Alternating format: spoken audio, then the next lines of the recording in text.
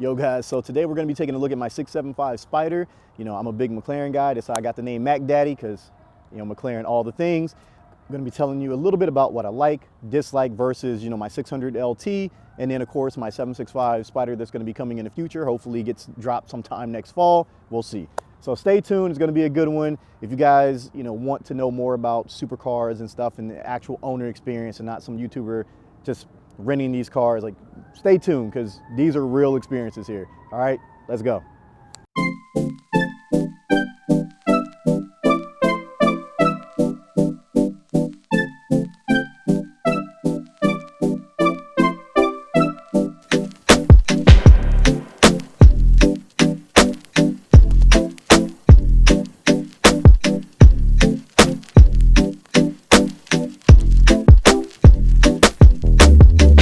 So my 675 LT Spider, beautiful car, beautiful car. I got rid of my 600 LT for it, actually. You know, I had a 600.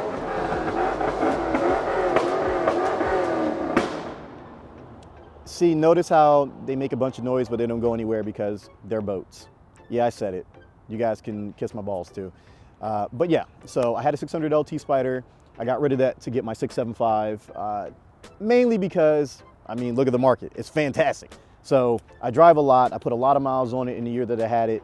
So instead of taking a big hit next year, I figured get what I could get for it, get into another Mac in the meantime while I'm waiting for my 765 LT Spider that you guys saw in another video. It's actually one of my last videos, so you guys can check out the spec on that.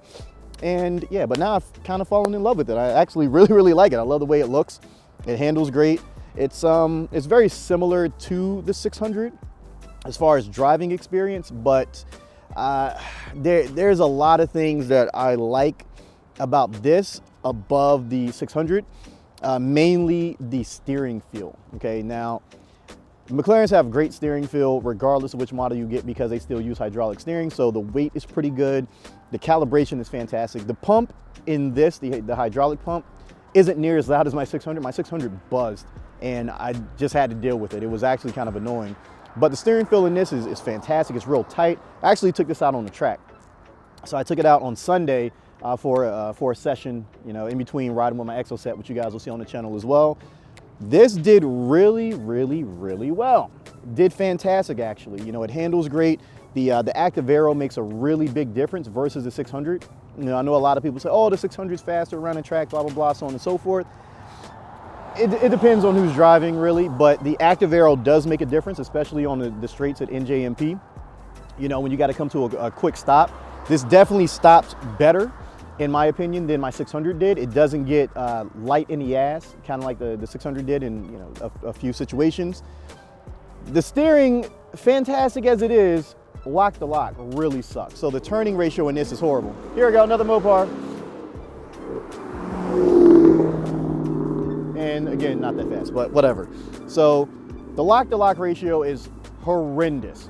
You got to do a 30-point turn essentially. Like if I was to try to turn around right here and do a U-E, I'd damn near run in the grass. And this is pretty wide. Okay, so that gives you something to kind of look forward to if you ever buy one. So why would I have bought an older McLaren versus having my newer McLaren? We're going to talk about that right now. Let's go. Well, you know, I've heard the rumors that the 675 LT is the best car that McLaren has made outside of the P1 and obviously the F1. Everyone on McLaren Talk and in the McLaren forums have raved about how this car drives, how it feels, just the sensations you get. And even though the 720 is faster, they say this is a better driver's car. So people like me who enjoy driving, go to the track, have a lot of, you know, race experience, they typically like this one more. And I gotta say, I like it more. This is actually faster stock than my 600 LT was. And granted, they use similar components. This is definitely faster. And I was tuned with downpipes on my 600, and this, I would say, would be close to keeping up. Now, we've done some things, we're gonna talk about those in another video, but this, I have to give it to them. This is a fantastic car. McLaren did amazing with it. Absolutely amazing. You know, like I said, with the steering feel, the suspension is a little bit different than a 600 LT, so it makes things a little bit more compliant for street use. But on the track, it's an animal. an absolute animal. So the 600 uses a traditional suspension setup, you know, struts, springs, all that, anti-roll bars. This, no anti-roll bars, and they actually use hydraulics to set the suspension. It's kind of like almost like an F1 system.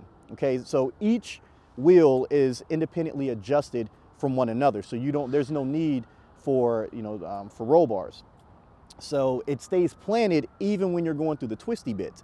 So in JMP we were running, I ran this out there on Sunday, like I was saying, and it stayed flat even when coming over the crest. There's a blind crest, what is it? So there's turn 5 and 6. So blending into turn 5, there's a blind crest, and typically where my 600 might get a little loose and squirrely, this stayed more planted. Definitely more confidence inspiring when you're going over a crest and then hoping that your ass end doesn't get too light and then cause you to spin out, hit the grass, and you're gonna have a real bad day. Beautiful, absolutely fantastic car. I can't say enough about it as far as that goes, as far as it being planted. The active aero makes a big difference, like I said, on the straight. So whereas the 600, like I said, was getting a little squirrely in the ass, this, that big brake comes up, slow down real quick, and it keeps you stable, okay? Keeps, the ass end planted and keeps you from wiggling all around. So even though the 600 had a decent spoiler on it, this thing right here keeps you from losing your damn ass and potentially wrecking, a $400,000 car. All right, so there's a few things that the 600, did a little bit better in, as far as, I guess, driving. The wheelbase is a little bit shorter, so it felt a little bit more nimble, whereas this is obviously, a little bit of a bigger car. The 600, the interior was better, at least from, my personal opinion, the interior was a little bit better. It had a digital dash as opposed to an old analog dash. I kind of like the analog, tack versus the digital one because they didn't use a really high refresh rate for the screen on the 600, so that was kind of a pain in the ass. The audio system definitely sounds better in the 600 versus this. This sounds like garbage, and this is the upgraded Meridian system. It sounds like absolute dog shit. Okay, like it's trash. And I don't care what anyone says. If you go to McLaren Talk, there's people that hate it, and then there's people that say it's acceptable. They're like, oh, it's acceptable, it's fine, it's fine. No, it's fucking garbage. It's trash. It's not even acceptable. So if I do end up keeping it beyond my 765 Spider delivery, definitely got to change out the speakers on that. It's just horrendous. A few other things that I don't necessarily like. So with my 600, the wheel speed sensors were not near as sensitive as on here. So I was able to run a 305/35 tire in the rear on my 600. So it was a little bit of a taller tire, gave it a little bit beefier stance. It was nice. It was like a thick girl that you just love looking at, but you don't want everybody to know about. And with this one, I put a 305/35 888R on there on a new set of wheels that I bought, which we're going to talk about that in a second. Set the wheel speed sensors off and done. So I had to take them off. If I went with a 315/30, probably would have been okay because these are 305/30s from the factory, but we'll see if I decide to go that route. So with the brakes on this, they're definitely bigger than they were on my 600. My 600, I had the upgraded 720 brakes, so the calipers were slightly smaller. There was a little bit more clearance. So the Advent wheels that I got to put on this, while they fit a 650, they do not fit the 675 because the brakes are larger and the caliper is infinitely larger. So not that the wheels didn't fit, it's the wheel weights actually. So the wheel weights were hitting the caliper, even the slim weights, and if you were to move them so that way they would clear the caliper, it would throw the wheel balance off, and then I wouldn't get a truly sensational ride. It wouldn't be as smooth, so had to suck that up. So the 600 definitely was cooler in that respect because it had the 720 brakes, and they're smaller that they worked for that particular car. So there will be a selection of wheels that don't necessarily fit these. Just because of the way the caliper clearance is. It's, according to wheel weights. Now, you can obviously put wheels on them and be just fine, depending on the wheel weights that you use. There's people coming through again, so we're gonna end up probably getting hit and dying. But, that's just some things between the 600 and the 675, just a little shit like that. The fenders, I love the carbon fiber fenders. I had to have the lubes. The 600 had those as well. I didn't. So I like that style, but I actually love this style. I much prefer this just because there's more of them.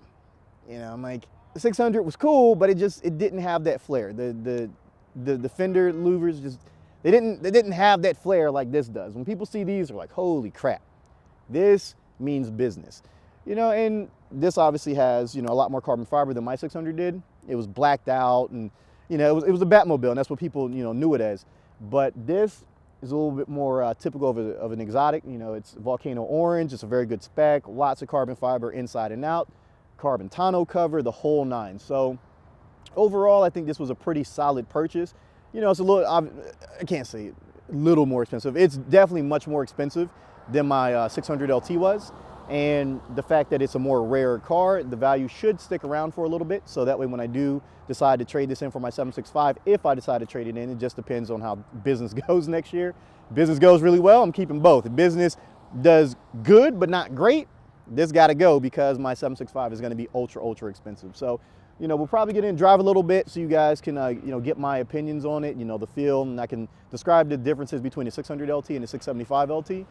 So that way you guys, if you're in a market to buy either vehicle, whether you're going to get a 600 or 675, maybe even a 720, you kind of understand what you guys are going to be getting yourselves into. All right, let's go.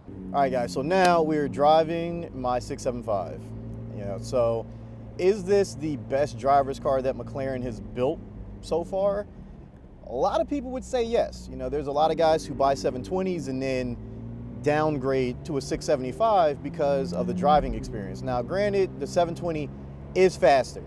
It is undoubtedly faster in a straight line. There's no questions on that, but it doesn't have the same raw feel that the 675 has. So after, you know, having driven the 720, my 600 for a while, and this 720 just doesn't necessarily hold a candle to it when it comes to the driving experience. Now, it's definitely more fucking comfortable driving around in the city.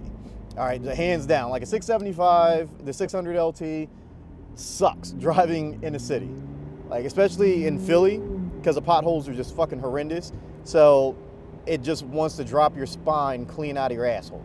So that goes without saying. But overall, the driving experience is fantastic. Like I was, you know, mentioning before, the steering is super sharp. It's very crisp, super direct. It has great feel. The suspension, wonderful.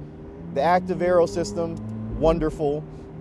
You know, the way the speed comes on, you know, due to it being the 3.8, it's a little different. The turbos are different, heads are different, you know, so the components are a little bit different than the 650S. So it spools a little bit quicker and still has a nice bit of top end as opposed to the 650. Granted, 650 is fast too, but this just has a completely different feel, and the power curve is very smooth compared to like the 720, where it's boom, you're hit and you're just moving.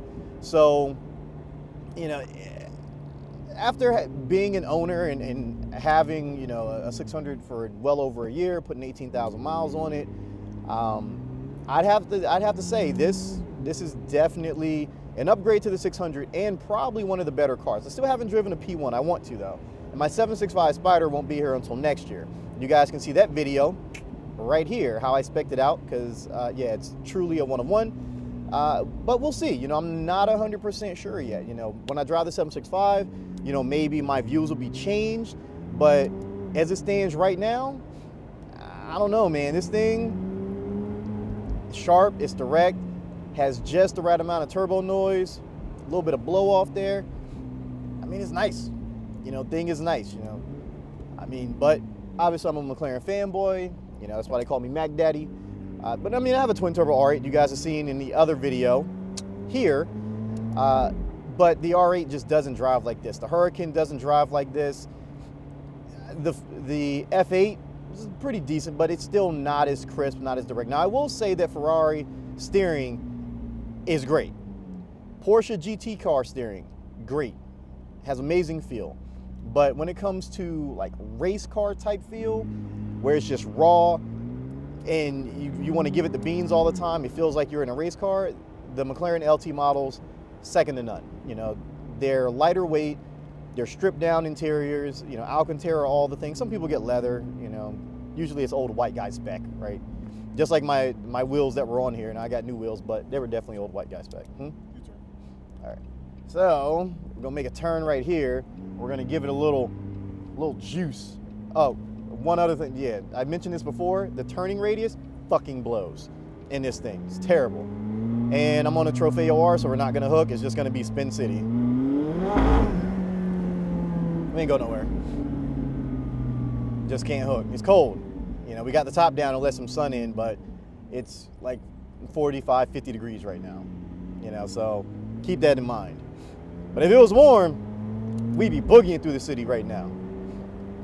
But yeah, I mean, I think this is one of the best cars they've made, you know, but I'm also an owner. So when you guys are looking at car reviews, generally you guys are looking at reviews from people that do not own them. You're looking at, you know, a lot of YouTubers, and the reviews are good. And for the most part, they're valid because with their initial impressions. But from a long-term point of view, you really do need to own it and drive the car for longer than, you know, an hour. You know, you can't really get a feel for a car in an hour, 2 hours. Like, this is something that you have to live with, you know, day after day, week after week, month after month, year after year, and in some cases, depending on the car. You know, sometimes software issues, you know, pop up and they got to change those out, and it'll make things a little bit smoother. In the case of the Aventador, there was a lot of software updates that helped with the clutch engagement. So, you know, if you had an early one and started getting the revisions, they felt a little bit better as time went on. And that's something that you guys really need to take into account. So don't look at a lot of the reviews for McLarens out there as like, oh, they're terrible, or they're this or they're that, because a lot of these people don't own them. And, you know, a lot of people do mention McLaren build quality. You know, yeah, like my R8 has a little bit better fit and finish, but it's also an Audi product at this point. You know, of course it's going to have better fit and finish because it's a mass-produced vehicle and they tend to get things a little bit better, whereas these are made, you know, put together by hand. So there's going to be little, you know, things when it comes to fit and finish. You know, people don't complain about Tesla, you know, though. I mean, Teslas have terrible fit and finish, but I digress. So when people are like, oh, you know, McLarens are bad, they have a bunch of electrical issues and this and that. Yes, there are some electrical issues. There's no doubt about that. Like I had electrical issues with my 600LT. My rear parking light was strobing, right? So that's pretty much my only electrical issue. You know, that it was strobing. They took care of it for me. And that was it. I haven't had any issues with this one just yet. You know, I mean, it's still relatively new. You know, it had delivery miles on it when I got it. This was part of a collector's inventory. Dude put 330 miles on it, and I've put like 2,000 miles on it since I've had it. So I drive a lot, and I love, you know, driving supercars. So just, you know, keep that in mind when you're looking at reviews, guys. Please, please, please do not, you know, fall into the hype and be like, oh, McLarens are junk, they're terrible. Take it from an owner that drives his car every day. If I can, I drive it every day. I can't say I beat on them because, you know, there's really no place to beat on them in the city, but I do drive harder than most owners. They're the best cars hands down. You know, and this is after someone who has a twin turbo R8, you know, Ferraris, Lamborghini, all that. Driven them all. And if you're looking for a race car, you buy a McLaren or you buy a Pista if you have the money to buy a Pista. But outside of that, guys, you know, the Porsche GT, sure, you know, great car. So, you know, if you're looking for like a race car feel, but great build quality, you buy a Porsche. If you want something that's going to be a timepiece, you know, essentially you buy the Pista, or you can buy one of the LT models, not the 600LT because they made too many of them, but something like this, the 675, where they only made 500, and 765s they made 765 of. Definitely something that you should look into. So, you know, that's just, you know, my personal opinion on them after having McLarens.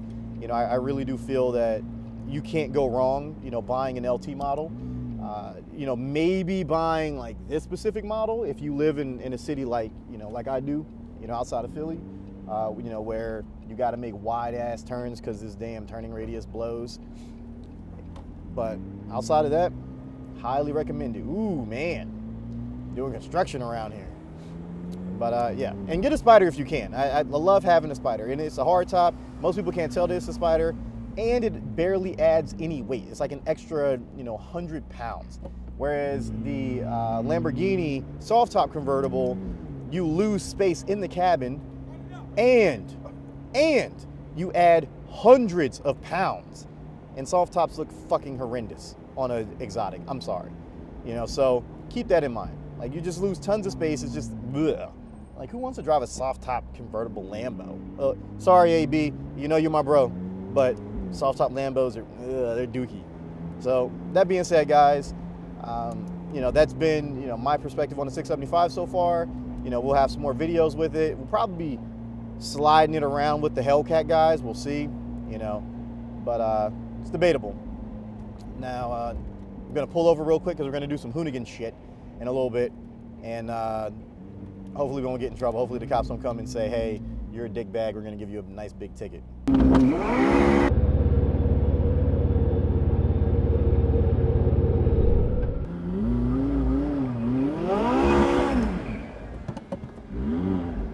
I don't think they're for me. Bro, if they, are you serious? Oh, wow. Wow.